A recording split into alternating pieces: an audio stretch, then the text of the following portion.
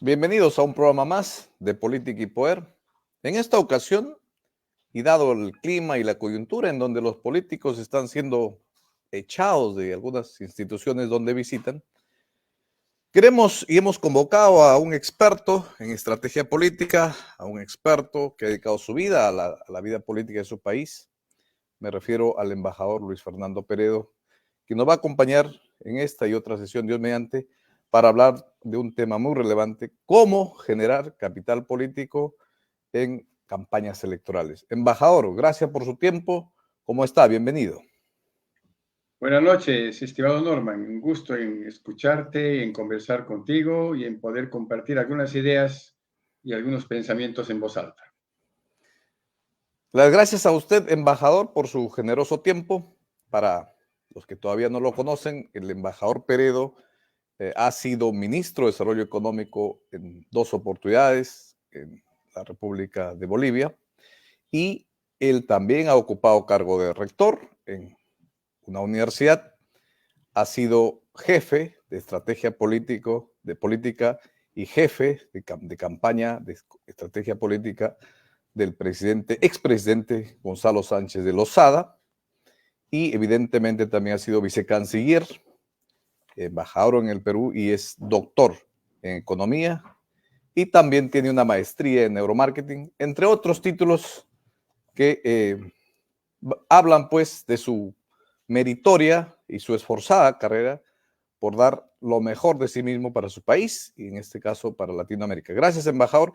En esta oportunidad, coméntenos cómo está el ambiente electoral en el Perú actualmente. ¿Cómo ve usted el ambiente electoral y la coyuntura política en nuestro país?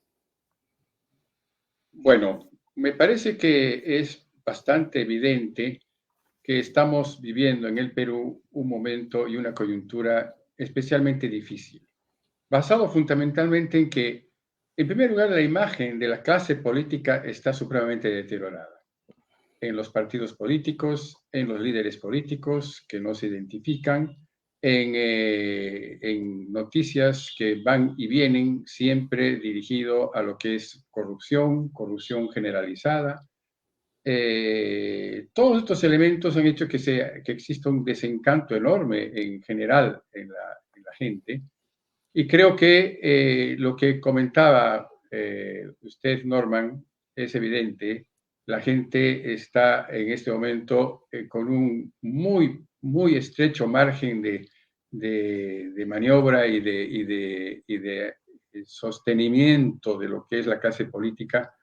No quieren saber prácticamente de la clase política y el nivel de paciencia creo que se ha agotado. Entonces, esto se da cuando ya comienza a haber un deterioro fundamental de lo que es un comportamiento político y de todos los gobernantes, y ya se comó la paciencia, digamos, y entonces ya se están encontrando límites que antes de pronto pensábamos que son insostenibles y que no iban a ocurrir antes, pero que ocurren, y que ocurren, como el hecho de que los congresistas son, bueno, pues son Agredidos. insultados, son agredidos, son, bueno, no existe respeto ya a todo esto, y el respeto se lo gana uno o lo pierde, ¿no? Y evidentemente ese es el punto, ¿no?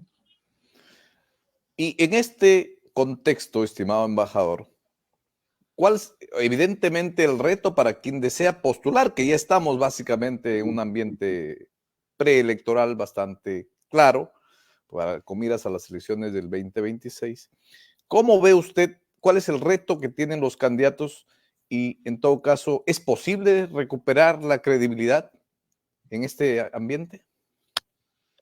Bueno, evidentemente el gran reto que tienen todos los potenciales candidatos, que además parece que van a ser bastantes, es significativo. El reto es enorme, porque recuperar confianza, recuperar credibilidad es siempre un ejercicio difícil en la vida misma, ¿no? Evidentemente en el campo político esto cobra especial trascendencia. Entonces, si uno tiene que hacer un análisis sobre la realidad política del país, que hemos dicho que está supremamente compleja, y también vemos que hay un número bastante amplio de lo que son los candidatos potenciales, uno diría que existe una gran contradicción, ¿no?, entre lo que es mucha gente que quiere ser presidente de la República y mucha gente que no quiere saber de la clase política.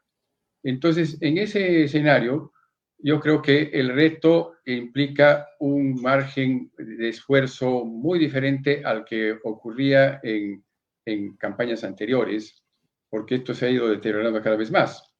¿Qué quiero decir con eso? Que significa que necesitamos un nivel de profesionalización mucho más fuerte, mucho más importante si queremos ser candidatos exitosos y sobre todo si queremos generar capital político. Lo que nos lleva, sin lugar a dudas, a que es importante comenzar a aplicar lo que es ya el neuromarketing político, que es algo que ha estado ausente en la gran mayoría de las campañas políticas en América Latina y en particular en el caso del Perú, ¿verdad? En Colombia, en Perú, en Bolivia, en todos nuestros países de América Latina, hacemos campañas basadas en el marketing político, pero no en el neuromarketing político, y eso es sin lugar a dudas un paso definitivo que tiene que dar la gente y que tienen que dar los candidatos actuales si quieren dar un paso adelante y recuperar la credibilidad. Precisamente en este punto, sé por su trayectoria que usted, al ser o al haber sido jefe de campaña política de un presidente que fue exitoso, evidentemente, en más de una ocasión en Bolivia, usted conoce mucho este tema de generación de capital político y usted maneja muy bien esto porque incluso creo usted conoció directamente al padre, pues, de este concepto de capital político, ¿no? De valor público, como fue el señor Moore, profesor de Harvard, ¿no? ¿Cómo generar capital político de un candidato? ¿Cuáles serían brevemente, algunos pincelazos de cómo generar Claro, capital político en una campaña electoral? perfecto. Bueno, en lo que se refiere a mi experiencia personal, yo he sido jefe de campaña, pero no el estratega político, que es, de hecho, lo que posteriormente comenzó a trabajar a base de aprender mucho de gente que sabe hacer lo que está haciendo. Y ese ha sido mi valor, digamos, poder aprender y poder captar el conocimiento de gente, estrategas internacionales, que son indudablemente personas que saben cómo funciona ese tema. Entonces, desde esa perspectiva, yo diría que el neuromarketing político que ha hecho que yo vea la importancia que tiene ese aspecto, me he preparado, posteriormente me he formado, he estudiado la maestría que dice usted en neurociencia y en otros elementos más, y he podido ver que el neuromarketing se basa fundamentalmente en conocer un poco cómo funciona el cerebro del elector, ¿verdad? Ujú. Yo quisiera que pensemos desde la siguiente perspectiva. El cerebro de todos nosotros, independientemente de su nivel socioeconómico, de su nivel cultural, de su nivel social, de la raza, de la cultura a la que pertenezca, todos nosotros tenemos tres grandes componentes en nuestro cerebro, ¿no? Y en función de eso, entonces, es que nosotros conocemos como la trilogía y el trabajo de los tres cerebros. El primer nivel es el nivel que se conoce como el nivel racional, ¿no? El nivel racional, que funciona a nivel de la parte frontal que tenemos en el cerebro, es la parte racional. La parte racional es la menos inteligente de nuestros tres componentes cerebrales, ¿no? La parte racional es aquella que domina el hombre, fundamentalmente el hombre, el género masculino, quiero decir, mientras que la parte emocional, que es el segundo componente, lo domina más la mujer, ¿no? Pero para ir en orden, entonces el primer elemento es el nivel racional. El nivel racional está directamente relacionado con el consciente que tenemos, ¿no? En términos estadísticos, y está científicamente comprobado, que las decisiones que tomamos día a día, no solamente electorales, en general, el nivel racional ocupa el 15%. O sea, el 15% de las decisiones que tomamos en nuestras vidas son y se basan en el nivel que digo, el nivel racional. El segundo nivel es el emocional. Y el nivel emocional va a corresponder aproximadamente a un 30% de las decisiones que tomamos. Y en este caso estamos yendo al nivel subconsciente, ¿no? El primer caso era el nivel racional que va al consciente, el nivel segundo, que es el emocional, va al nivel subconsciente. Y en este caso estamos hablando de un 30% de decisiones. Y el tercer nivel es el nivel que se conoce como el nivel límbico, que es ya el que de hecho caracteriza el 55% de las decisiones que tomamos. Y este está en el nivel inconsciente de los seres humanos, ¿no? Son tres niveles entonces: el nivel racional, el nivel emocional y el nivel instintivo, que es la parte más profunda que tenemos y que de hecho requiere un trabajo mucho más detallado para poder llegar a ese elector, a ese nivel, ¿no? Entonces, para que nos entendamos bien, cuando hacemos una campaña política y mandamos mensajes al elector para que vote por determinado candidato porque es un profesional excelente, porque es un profesional exitoso o por otras razones concretas, estamos yendo al nivel racional. Ese mensaje va al nivel racional. Cuando hablamos de un candidato que es como nosotros, es un candidato que viene de la pobreza y por lo tanto es como tú, mensajes como esos que tienden a que la gente diga, yo soy como él, entonces ahí estoy manejando la parte emocional y por lo tanto estoy yendo a la parte subconsciente. Y eso se hace ya en el marketing político y el que conocemos, además, el que frecuentemente manejamos. Pero el tercer nivel es el neuromarketing político, y ese neuromarketing político va dirigido también a lo que es el nivel del inconsciente de la gente, o sea, el 55% de nuestras decisiones, ¿no? Que es la parte más profunda. Entonces, el neuromarketing tiene esa bondad, es decir, yo voy a trabajar mensajes para que lleguen a la parte más interna del cerebro del elector para poder realmente llegar a él y que el momento de la decisión, cuando esté ya por poner su voto en el ánfora, sea evidentemente el que queremos con el mensaje que debemos trabajar. Entonces, este tema se explica y se puede graficar de una manera muy concreta. Las encuestas que se suelen hacer normalmente son muy erráticas. Y son muy erráticas, ¿por qué razón?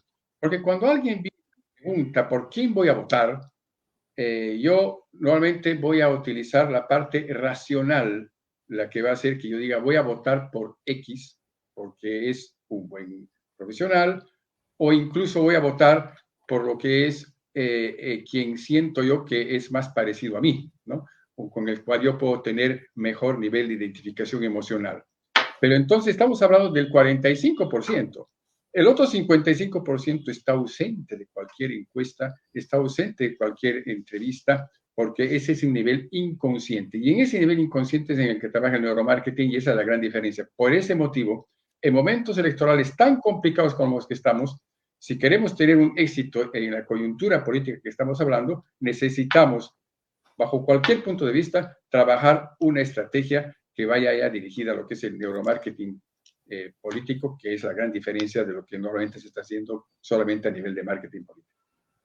Corríjame si me equivoco. En Estados Unidos, evidentemente, gente como los estrategas de Trump y evidente de Kamala Harris ahora, bueno, antes también han utilizado ya mucho el neuromarketing, ya se usa mucho y también entiendo yo en Europa. Aquí en el Perú, ¿se ha usado, se está usando o todavía estamos No, empezando a tomar estos conceptos más seriamente?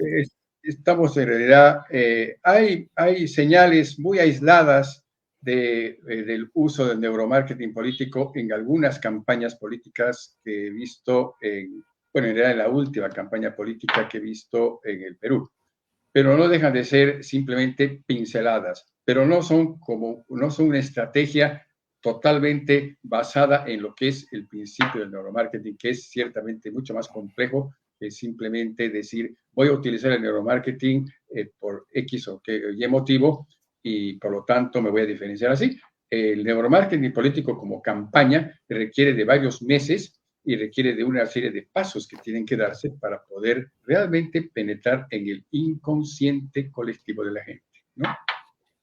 Otro aspecto que usted, otro Sí, aspecto, si me permite, que usted siempre en algunas conversaciones que hemos tenido ha relevado sobre el tema de el uso del neuromarketing es cuando ya tratas de construir la imagen del candidato que vas a lanzarlo hacia afuera, es definir el arquetipo del candidato, ¿no?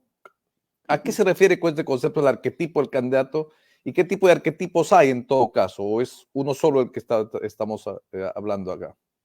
muy importante tu pregunta, Norman. En realidad, el arquetipo es lo que la gente ve en determinado candidato. Lo que nosotros tenemos que hacer, si estamos haciendo trabajando una estrategia política, lo primero que tenemos que hacer es, obviamente, hacer un FODA de lo que es el candidato. Sus fortalezas, sus debilidades, sus amenazas, sus oportunidades, un FODA, ¿no? Una vez que hacemos nosotros un ejercicio profundo de cómo es el candidato, que lo hacemos con el candidato y con el equipo del candidato y de las personas más cercanas a él, una vez que tenemos esa idea clara de cómo es, tenemos que levantar la cabeza y decir, bueno, está bien, así es el candidato, pero ahora, ¿cómo me ve la gente? Es muy distinto. Una cosa es que yo diga cómo quiero que me vean y otra cosa es cómo realmente me ven. Ese es el arquetipo. El arquetipo político de un candidato, que lo tenemos todos, es cómo me ve la gente, sean o no sean candidatos. Cómo te ven a ti en tu lugar de trabajo, cómo te ven, cómo ven a un docente, cómo ven a un politólogo, cómo ven a un periodista, cómo ven a un candidato, por mayor razón, ¿verdad? Entonces, desde esa perspectiva, el arquetipo es cómo me ve la gente. Entonces, si yo tengo claro cómo soy y al mismo tiempo tengo claro cómo me ve la gente, voy a poder comenzar a trabajar una serie de estrategias para poder lograr acercamientos y, por lo tanto, generar capital político. A tu pregunta, entonces, existen muchos arquetipos, ciertamente. Podría decirte que en líneas generales estamos hablando de unos 10 arquetipos de cómo puede potencialmente un candidato ver la gente. Voy a darte algunos ejemplos. Por ejemplo, un arquetipo es inocente. El candidato inocente es aquel que uno ve y dice, bueno, este candidato, yo lo veo, no tiene mucha experiencia, es una buena persona, es incapaz de hacer, digamos, ejercicios demasiado trabajados y elaborados en perjuicio de determinadas personas. Es un tipo inocente, ¿verdad? Cuando alguien entra a la política y es nuevo, normalmente lo van a ver como inocente, inocente porque no tiene la suficiente expertise al respecto.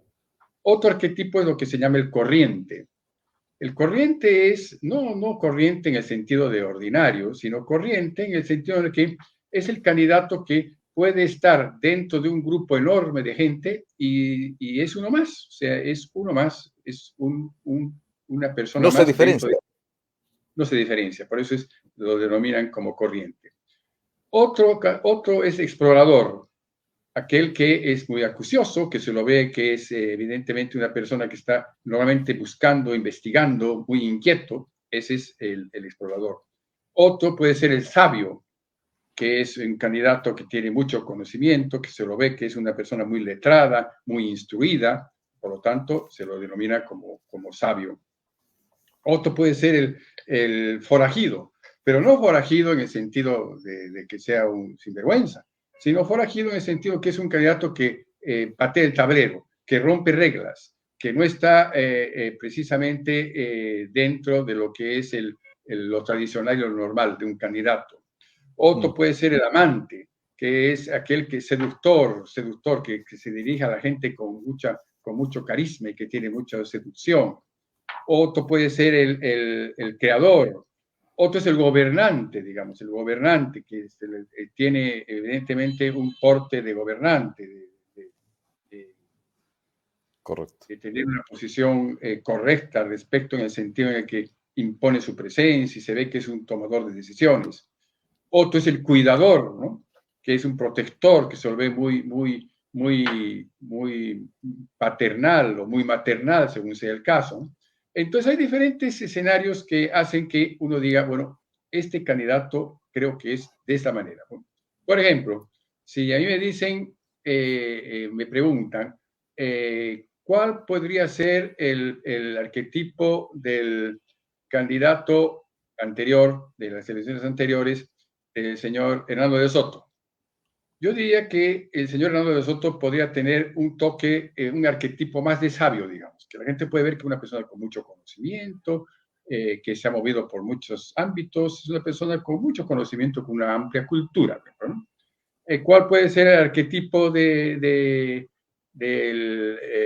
señor Castillo? El señor Castillo tenía más de corriente, digamos, ¿no? Así que era que se mezclaba con el general, en general, con gente.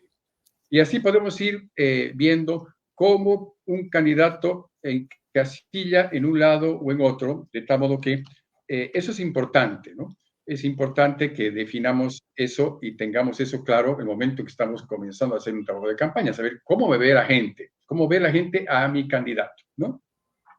Eso me parece que es muy importante. Es el segundo paso que es fundamental para poder tener entonces claridad entre lo que es el arquetipo y en este caso las características de mi candidato, cómo es. Ese es un segundo paso, ¿no? Fascinante, Hay varias. fascinante. Un tema que también me parece importante, creo yo, es, si bien es cierto, ha detallado un gran número de arquetipos.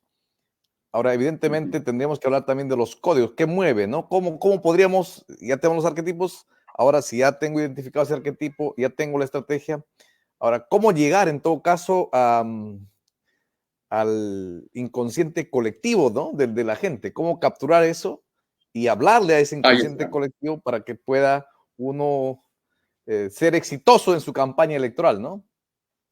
Exactamente. Y es ahí precisamente donde trabaja el neuromarketing político. El neuromarketing político trabaja en los temores de la gente, que es el tercer nivel, decíamos, ¿no? El primer nivel, hemos dicho, racional. El segundo nivel, hemos dicho, emocional. Y el tercer nivel es instintivo, ¿no? Ese tercer nivel es al que hay que llegar. Y ese nivel, ¿cómo se maneja? Así como el nivel racional se maneja por una lectura muy objetiva de lo que es un candidato, y el segundo nivel, que es emocional, por cuánto me puedo identificar yo con determinado candidato, el tercer nivel se maneja en función a los temores que tengo yo, que tiene toda la gente, y qué candidato va a responder de manera más idónea al temor que tengo yo. Entonces, el reto de la campaña del estratega consiste en averiguar, en primer lugar, cuál es el inconsciente colectivo de la gente, cuál es el temor más importante que existe en este momento en el electorado. Y en ese momento, el inconsciente colectivo, lo encuentras el inconsciente colectivo, y ese inconsciente colectivo tienes que relacionarlo con el arquetipo de tu candidato y con la relación que decíamos de cuáles son las características de cómo me ve mi arquetipo. O sea, mi arquetipo más mi clara definición de cómo es el inconsciente me va a comenzar a dar los datos de cuál va a ser mi código de candidato, cómo voy a responder a eso, ¿no? Y entonces en estos temores es muy importante también conocer, vamos a decir también, 10 tipos de temores que tenemos todos. Todos, tú, Norman, los que nos están escuchando, los que no nos están escuchando, todos, tenemos por lo menos 10 códigos motivadores instintivos. ¿Qué significa? 10 temores que tenemos dentro de nosotros. En unos casos está más evidente un temor que otro, ¿verdad? Depende de muchos factores. Pero, por ejemplo, un código instintivo es el ser reconocido y sentirse único. Todos queremos sentirnos únicos, todos. Nadie puede decirme que eso es falso. Quieren reconocerse como originales. En unos casos más, en otros casos menos, pero todos tenemos esa semillita en nuestro ser interno. Otro, el de placer y satisfacción. Todos queremos sentir placer y sentir satisfacción. Otro, tercer elemento, el control y el orden. Todos queremos tener determinado control y determinado orden en nuestro propio desorden, pero tenemos esa necesidad. Ese es un tercer código. Otro cuarto código, protección y seguridad, pero no la seguridad ciudadana. Aquí creo que es importante diferenciar esto.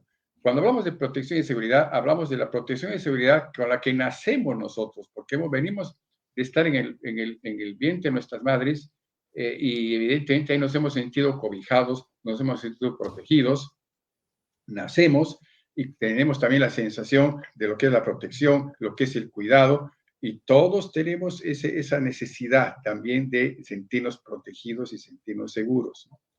Otro código puede ser la aceptación social. Todos también tenemos ese elemento, más aún ahora, en los momentos de lo que estamos con las redes, cuántos likes necesitamos, cuántos likes tenemos, nos medimos con eso. Eso tiene que ver con aceptación social. Autonomía y libertad es otro. Exploración y descubrimiento es otro. Familia y resguardo, ese es otro muy importante. ¿Ya? La parte de familia y resguardo es muy importante. Cuando a mí alguien me influye y me dice que va a tener una respuesta positiva para mi familia, voy a votar por él seguramente. Es decir, mi familia es lo más importante que tengo yo. Y siempre vamos a tener nosotros mucho cuidado en escoger un candidato que no vaya a afectar a mi familia, porque yo me debo un resguardo hacia mi familia. Otro es lo que es poder y dominación, ¿no? Que todos queremos tener poder y dominación. En nuestras relaciones laborales, en nuestras relaciones amicales, en nuestras relaciones matrimoniales, sentimentales, hay una relación de poder y dominio, la hay, no me cabe duda.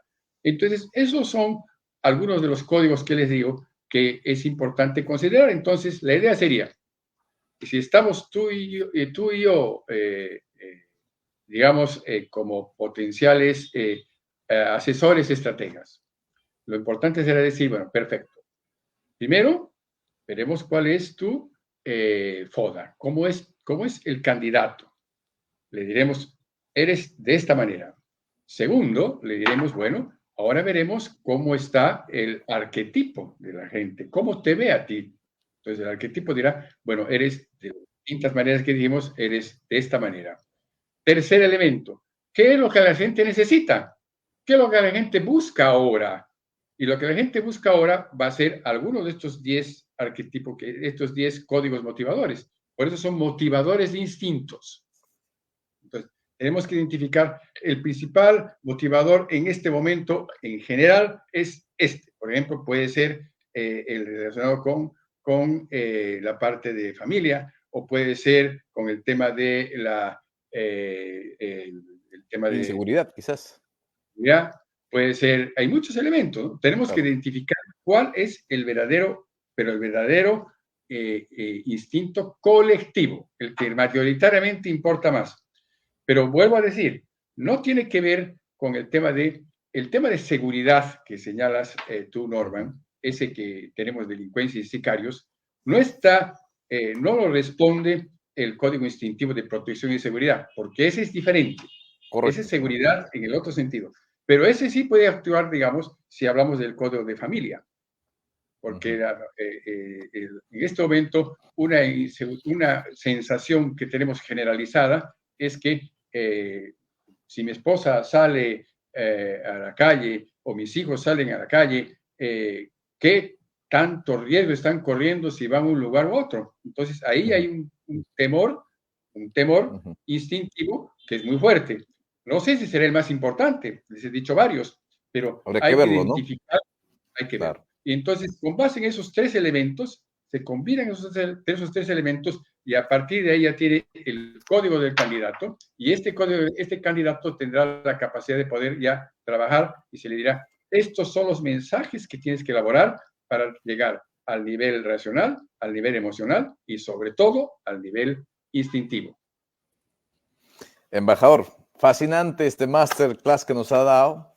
Le invito pues a que ojalá tenga dentro de su apretada agenda otro tiempo para abundar un poco más en detalle de este interesantísimos tópicos que ha tratado hoy y nos ha ilustrado pues claramente que el camino a la generación del capital político pasa por aplicar y hacer uso de la ciencia para poder utilizar y responder de manera más precisa a lo que la gente realmente requiere hoy en día. Palabras finales, embajador. Bueno, muchas gracias. Va a ser un gusto poder, evidentemente, ampliar un poco ese tema. Hemos dado el primer paso, que ha sido un poco el preparar y tener claro al candidato en sus fortalezas, en sus debilidades, en su capacidad de llegar a la gente y en lo que podría ser las necesidades de la gente y del electorado. Pero la campaña en sí ya parte con otros pasos. Das eso y a partir de ahí se tiene que trabajar en lo que es gestión de stakeholders, que es ya el trabajo diferenciado de los diferentes grupos de interés. Se tendrá que trabajar en lo que es construcciones de mapas políticos, mapas de poder, mapas estratégicos, de generación de valor público, muchos elementos que evidentemente forman parte de lo que es una estrategia en el amplio sentido de la palabra de campaña, ¿no? Ahí sí recién se va a generar capital político. Lo que hemos tenido hoy ha sido, digamos, la parte introductoria para lo que es generación de capital político, que es fundamental conocerlo y aceptar que para generar capital político ahora necesitamos trabajar con neuromarketing, porque los demás es insuficiente, ¿no? Básicamente eso. Y por supuesto, presto para escucharlos y para escuchar tus preguntas y para poder ampliar un poquito más sobre este fascinante tema. Fabuloso, muchísimas gracias. Con ustedes ha sido el embajador Luis Fernando Peredo, quien nos ha dado este masterclass sobre capital político. Muchísimas gracias a todos los que nos siguen. No olviden suscribirse para seguir produciendo este tipo de material que esperamos de todo corazón sea de ayuda a todos aquellos que están pensando lanzarse al Senado, a diputados o a la presidencia de la República el 2026 y a los gobiernos regionales o municipales. Muchas gracias. Hasta otra oportunidad.